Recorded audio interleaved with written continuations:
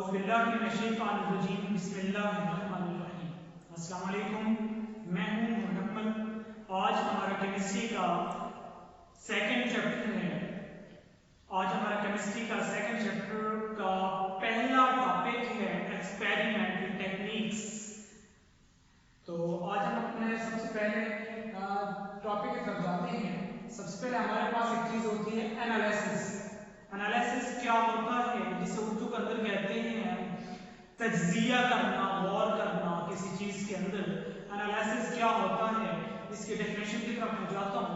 The process in which we determine the composition of a substance.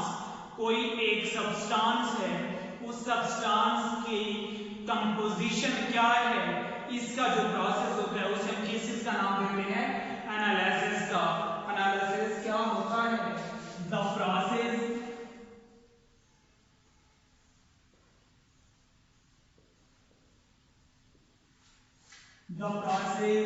in which क्या करते हैं,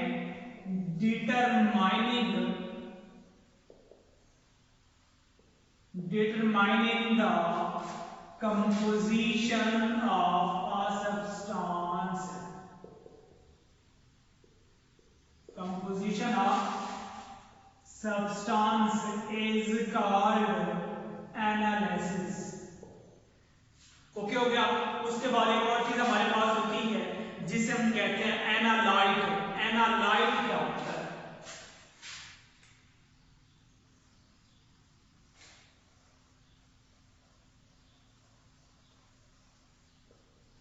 analyte कोई भी हमारे पास सैंपल है, उसको हमने क्या करना है, तज्जिया करना है, एनालिसिस करना है, उसे हम कहते हैं एनालाइट। द सैंपल क्या होगा, which is under analysis, analyzed।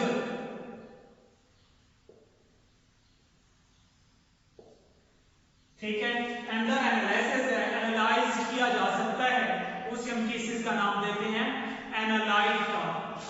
अच्छा, हमारे पास जो एनालिसिस होता है ये दो किस्म के होते हैं, दो टाइप्स होती हैं इसकी।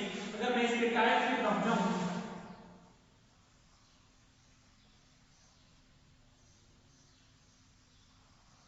टाइप्स, जो इसकी सबसे पहली टाइप है उसे हम किस चीज का नाम देते हैं,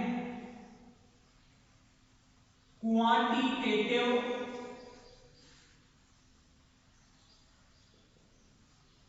एनालिसिस। ठीक हो गया। उसके बाद जो हमारे पास दूसरी होती है उसे हम क्या नाम देते हैं, qualitative.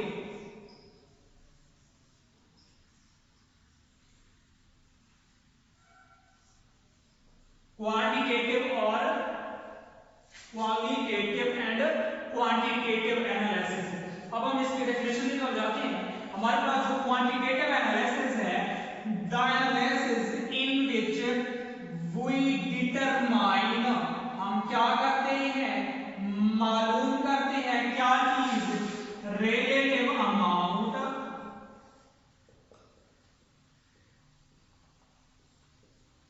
relative amount of component of the substance, component of substance भी कह सकते हैं, sample भी कह सकते हैं, is called quantitative analysis। उसके बाद हमारे पास क्या है, qualitative analysis क्या होता है, the analysis in which we determine component of substance, component of substance भी कह सकते हैं, या फिर क्या कहते हैं, component of substance कहने की बजाय अगर आप कहें sample is identified, is called quantitative analysis। उसके बाद हमारे पास नेक्स्ट है एनालिटिकल केमिस्ट्री। ये हमने जो पढ़ा है क्वांटिटेटिव, क्वालिटेटिव एनालिसिस, ये पहले पढ़ाने का मकसद ये था कि आपको एनालिटिकल केमिस्ट्री की जो डेफिनेशन है वो इजीली समझ आ जाए। the branch of chemistry, chemistry की ऐसी शाख, the branch of chemistry will deal with the quantitative as well as qualitative analysis is called analytical chemistry. The branch of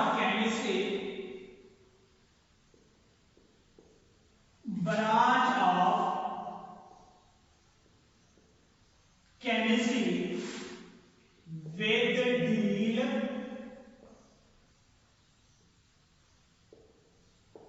with किसके साथ qualitative as well as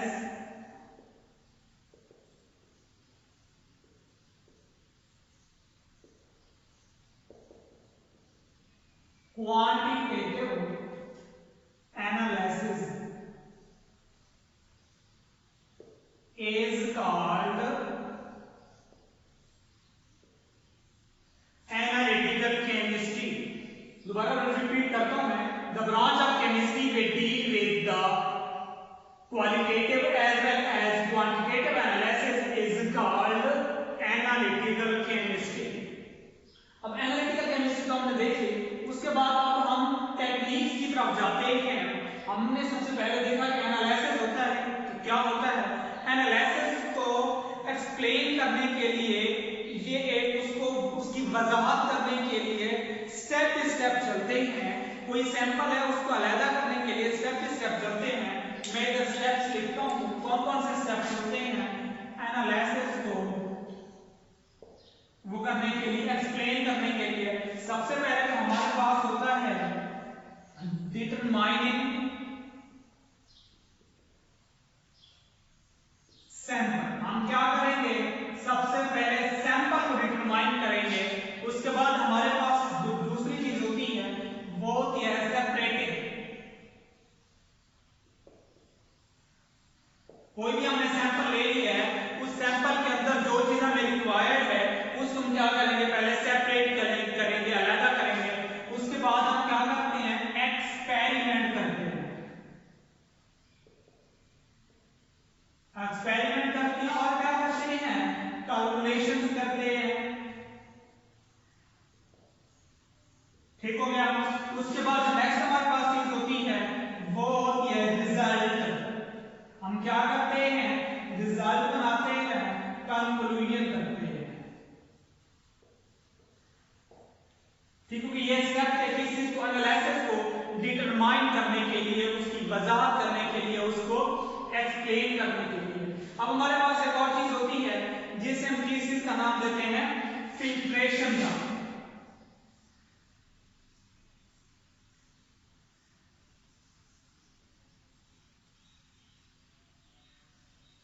filtration क्या है? Filtration एक experimental technique है कि हम किसी को, कोई भी हमारे पास सैंपल है उसको एनालाइज करने के लिए. फिल्ट्रेशन होता क्या है? The process separating the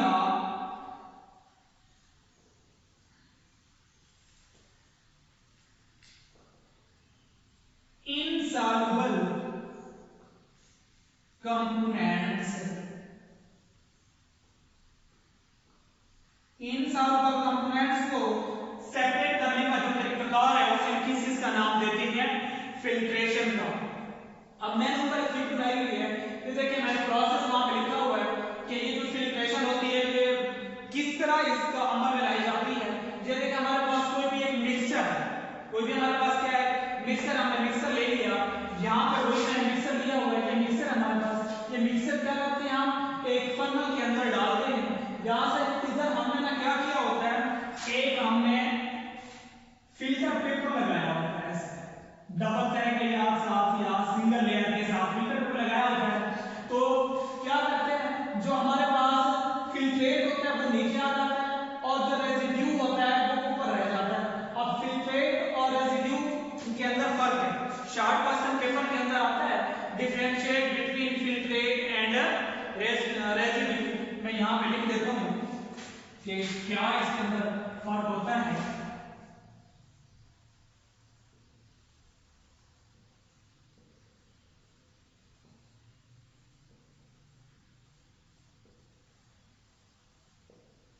filtrate. जो हमारे पास रेसिड्यू है, it is the part of the mixture which is not pass out from filter paper. जो फिल्टर पेपर में से नहीं गुजर सकता उसे बेसिस का नाम देते हैं रेसिड्यू का, which is not pass out. किस चीज में से? फिल्टर पेपर में से जो पास आउट नहीं होता उसे हम किस चीज का नाम देते हैं? रेसिड्यू का। और जो क्या होता है पास आउट हो जाता है उसे हम किस चीज का नाम देते हैं? फिल्ट्रेट का। यहां से देखिए, यहां इधर जो चीजें हमारे पास आउट हो गई है फिल्टर पेपर के अंदर से उसे हमने किस चीज का नाम दिया है? फिल्ट्रेट का। और जो चीज ऊपर रह गई है इसे हम किस चीज का नाम देते हैं? रेसिड्यू का। जो इनसॉल्युबल पार्टिकल्स थे जो फिल्टर पेपर में से नहीं गुजर सकते थे उसने किस चीज का नाम दिया? उन्हें रेसिड्यू का। ओके हो गया। उसके बाद क्या होता है? ये लार्ज इन साइज होते हैं। इनका साइज क्या होता है? लार्ज होता है। और जो फिल्ट्रेट होते हैं इनका लार्ज जो साइज होता है वो क्या होता है? स्मॉल साइज होते हैं। ओके हो गया। उसके बाद जो ये रेसिड्यू होते हैं ये क्या होते हैं? ये सॉलिड फॉर्म में होते हैं। सॉलिड फॉर्म में होते हैं, जो ऊपर रुक जाते हैं, इनसॉल्युबल पार्टिकल्स हैं, ऑटोमेटिक सी बात है कि वो क्या होंगे? सॉलिड होंगे। और दूसरे ये क्या होते हैं? ये लिक्विड की फॉर्म में होते हैं। ओके हो गया। उसके बाद अगर मैं इस एग्जांपल की तरफ जाऊं, जो कौन से सॉलिड जो हमारे पास है ये क्या हो गया? एक रेसिड्यू का एग्जांपल है। और जो हमारे पास वाटर है ये क्या है? एग्जांपल है किस चीज की?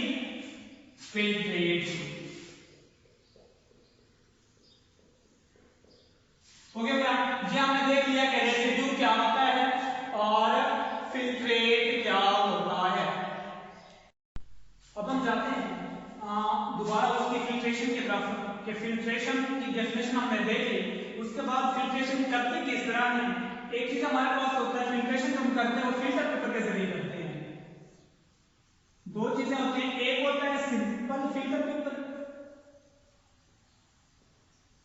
दूसरा होता है हमारे पास क्रूसिबल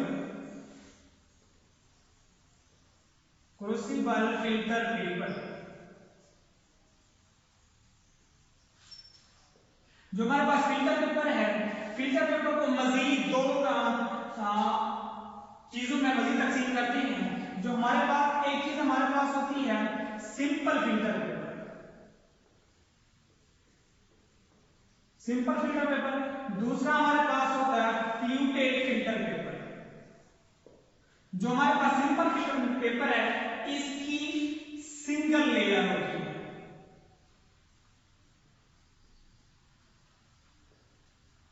क्या होती है? सिंगल लेयर होती है। और जो हमारे पास फ्लूटेड फिल्टर पेपर है इसकी मल्टीपल ऑफ लेयर्स होती है।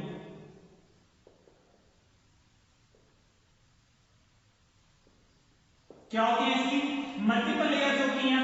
उसके बाद जो हमारे पास सिंपल है फिल्टर पेपर, इसका क्या होता है? इसके अंदर अकोमोडेशन होती है। क्या होती है? इसके अंदर अकोमोडेशन होती है। लेकिन जो हमारे पास फ्लूटेड फिल्टर पेपर है इसके अंदर नहीं होती, इसके अंदर स्मूथ फिल्ट्रेशन होती है।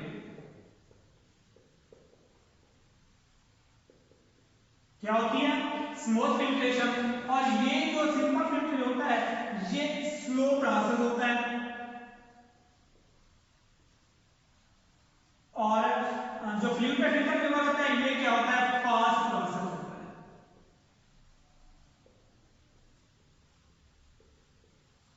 क्या होता है? फास्ट प्रोसेस होता है। उसके बाद हम देखते हैं ये क्रूसिबल फिल्टर पेपर क्या होता है।